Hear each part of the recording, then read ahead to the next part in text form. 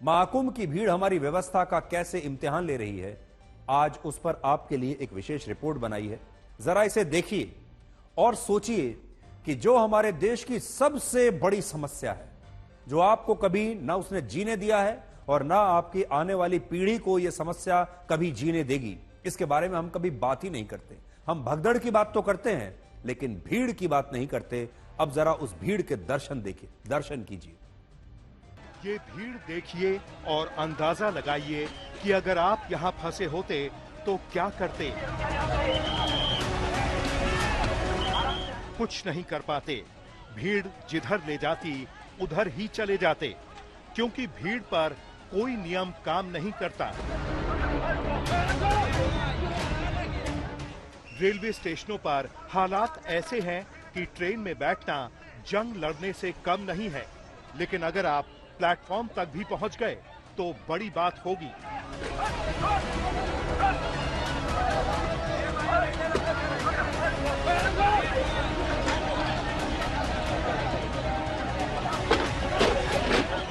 Delhi railway station पर हुई जानलेवा भगदड़ से भी लोगों ने सबक नहीं सीखा।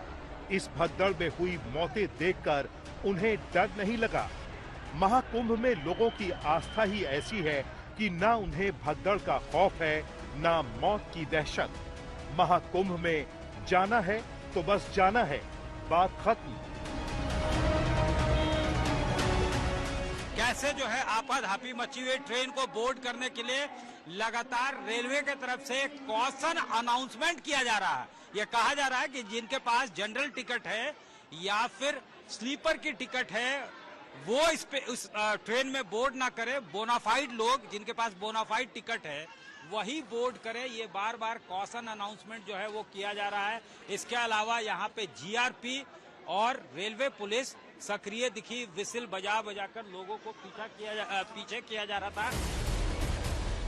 दिल्ली में हुए हादसे के बाद रेल मंत्रालय ने 60 हाई ट्रैफिक रेलवे स्टेशनों पर स्थायी होल्डिंग जोन बनाने की बात कही है, जहां यात्रियों को रोका जाएगा।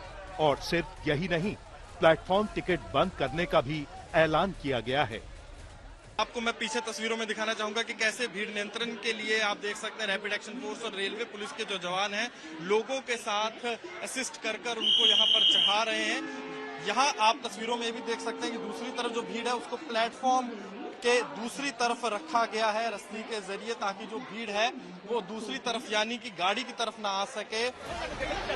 वैसे तो रेल की एक बोगी में 4 दरवाजे होते हैं, लेकिन भीड़ ने 5वां दरवाजा भी खोज दिया है। छोटी सी खिड़की से कुछ महिलाओं और बच्चों को ट्रेन के अंदर फेंक दिया जा रहा है। सोचिए ट्रेन के अंदर क्या हाल होगा। बहुत ज्यादा भीड़ है। मतलब कि हम लोग परेशान, हम लोग बैठे हुए हैं 5 बजे ये शाम से आकर के। बाथरूम खुलवाइए कम से कम प्लीज। बाथरूम कहाँ करेगा इंसान, मर जाएगा इंसान। बाथरूम पूरा जाम है सर, बाथरूम खुलवाइए। बाथरूम पूरे अंदर बैठे हैं पब्लिक। ट्रेन में भी ये स्थिति है, पैर रखने का भी जगह नहीं है। खड़े जाएंगे, क्या करें, मजबूरी है, जा रहे हैं खड़े। कुछ रेलवे स्टेशन तो ऐसे हैं जहां यात्रियों को ट्रेन में बैठाने के लिए पुलिस ने विशेष नियम बनाए हैं, लेकिन कुछ ऐसे स्टेशन भी हैं जहां यात्री पुलिस के नियंत्रण से बाहर हैं। पुलिस वालों को मजबूरन धैर्य बनाए रखने का ज्ञान देना पड़ रहा है।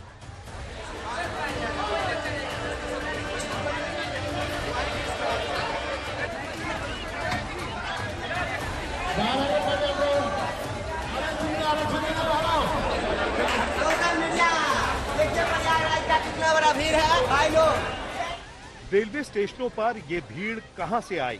इतनी संख्या में ये लोग स्टेशनों पर इकट्ठा कैसे हो गए? इन सवालों का किसी के पास कोई जवाब नहीं है। वैसे चुनौती तो उन रेलवे अधिकारियों के लिए है जिनको बिना टिकट यात्रियों की तरफ से अजीबोगरीब जवाब मिलते हैं। प्रयागराज जाने वाली ऐसी कोई ट्रेन नहीं है जिसके दरवाजे पर 5-6 लोग लटके हुए न दिखते हों।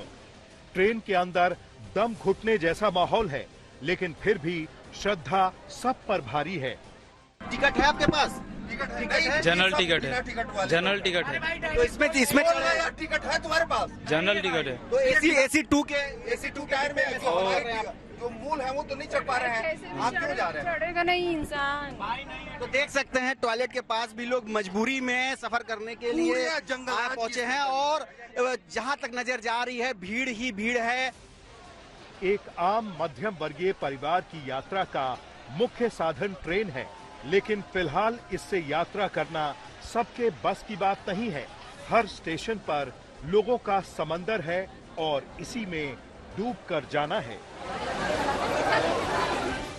खूब मजा आना है। अब कैंसिल, अब नहीं जा रहे हैं, अब नहीं जाएंगे, जब मर जाएंगे की पाप धुलाएगा। जिएंगे कि मरेंगे, नहा खाएंगे तुमसे। आपका एसी कोच में देख लीजिए प्रशासन कैसे जनरल लोगों को घुसा रहा है। हम लोग को मतलब टिकट लेने के बाद भी यदि IRCTC इस तरह का व्यवस्था दे तो फिर क्या मतलब है, IRCTC से क्या कहना। अगर आप ट्रेन से ना जाकर कार या बस से जाने की योजना बनाते हैं तो अपनी यात्रा का समय कुछ घंटे बढ़ा लीजिए। प्रयागराज तक जाने वाले सभी रूट पर आपको जाम मिलेगा। संगम में स्नान करने से पहले आपको कई घंटे जाम में बिताने पड़ सकते हैं। प्रयागराज में शनिवार और रविवार को हालात ज्यादा खराब हो जाते हैं। देश के अलग अलग शहरों से बड़ी संख्या में श्रद्धालु अपनी अपनी गाड़ियों से आते हैं, जिससे जबरदस्त ट्रैफिक जैम लग जाता है।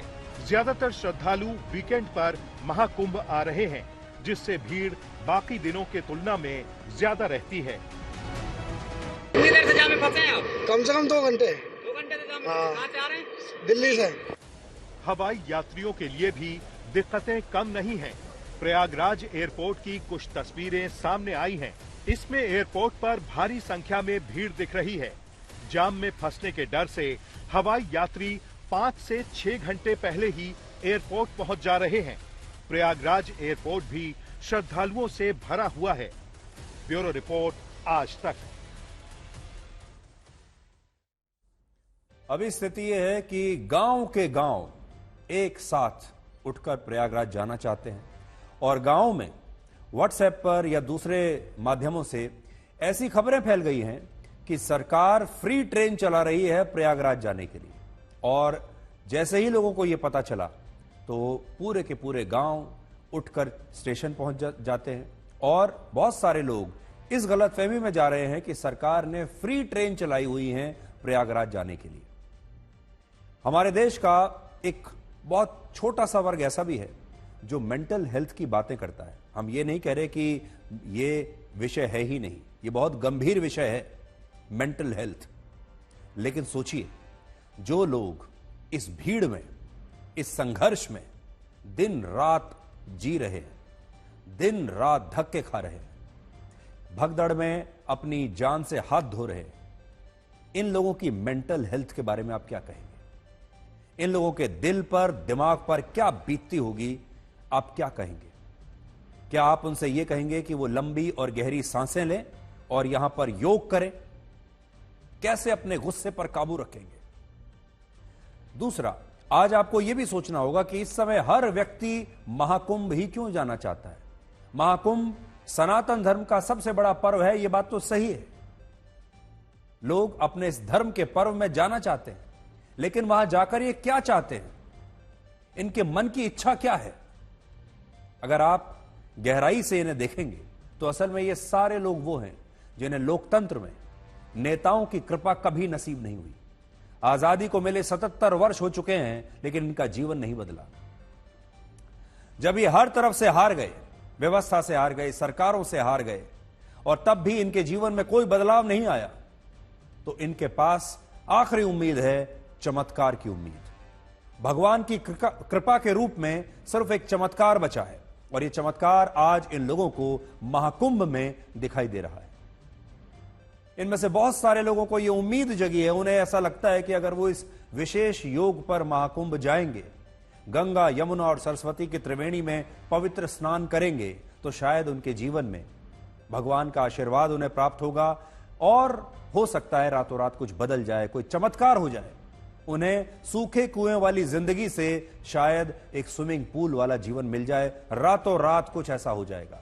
सब इस उम्मीद के साथ वहां पर जा रहे हैं और यही कारण है कि आज भी भगदड़ की 2 बड़ी घटनाओं के बाद 1,23,00,000 लोगों ने महाकुंभ में पवित्र स्नान किया है। यानी भीड़ में कोई कमी नहीं आ रही। पवित्र स्नान करने के लिए जो लोग आ रहे हैं उनकी संख्या में कोई कमी नहीं आ रही।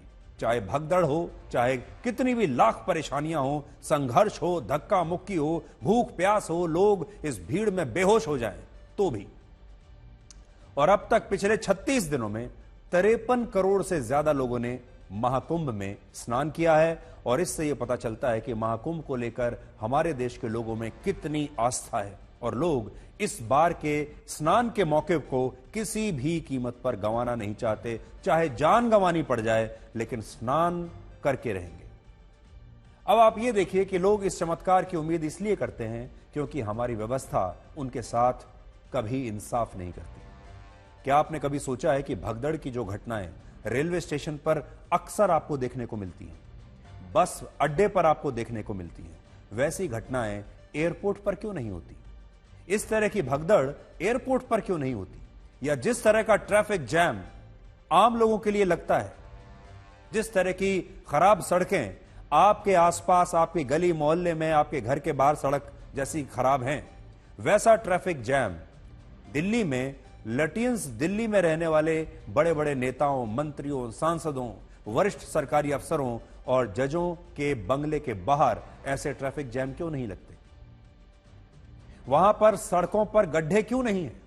जिस इलाके में ये वीआईपी रहते हैं, अगर व्यवस्थाएं वहां पर उन इलाकों में इतनी शानदार हो सकती हैं कि सड़कें कभी टूटेंगी नहीं, वहां पर कभी सड़कों पर आप कब्जा होते हुए नहीं देखेंगे, अगर वहां 24 घंटे बिजली आ सकती है, पानी आ सकता है, तो फिर आम जनता को ये सारी सुविधाएं क्यों नहीं मिलती? एक ही दिल्ली है, उस पूरी दिल्ली में एक ही सरकार है और उस दिल्ली में रहने वाले सारे नागरिक समान हैं, सबके पास एक ही वोट है। लेकिन दिल्ली का एक इलाका ऐसा है जहां वीआईपी रहते हैं, जिनकी तस्वीरें आप देख रहे हैं। देखिए कैसी चौड़ी चौड़ी सड़कें हैं, कैसे बगीचे खिले हुए हैं, कोई ट्रैफिक जैम नहीं है, सड़कों पर, फुटपाथों पर किसी ने कब्जा नहीं किया हुआ है, किसी की रेहड़ी यहां पर लगी हुई नहीं है और आप देखिए सब कुछ साफ सुथरा है, सिर्फ इसलिए क्योंकि यहां पर वीआईपी रहते हैं। लेकिन जैसे ही आप इस इलाके से बाहर जाएंगे और उन जगहों पर जाएंगे, उन स्थानों पर जाएंगे जहां आम जनता रहती है, यह सब गायब हो जाएगा। कल्पना कीजिए आज अगर यह ऐलान कर दिया जाए कि अब से देश के तमाम बड़े बड़े नेता, सारे सांसद, सारे जज, सारे बड़े सरकारी अधिकारी, सभी मंत्री आज से सिर्फ ट्रेन में सफर करेंगे, हवाई जहाज से नहीं जाएंगे, तो क्या ट्रेनों की हालत वैसी ही रहेगी जैसी आज आपको दिखाई देती है या जिस हालत में आम लोग सफर करते हैं? आम लोगों के जीवन में यही लिखा है हमारे देश में। आम लोग जहां भी रहेंगे, चाहे वो ट्रेन हो, चाहे वो बस हो, चाहे वो बाजार हो, चाहे वो सड़क हो, चाहे उनका घर हो, चाहे बिजली पानी की सुविधाएं हो, हर जगह ऐसी ही भीड़ है। जब आम लोगों का सरकारों से भरोसा उठ जाता है तब वो क्या करते हैं?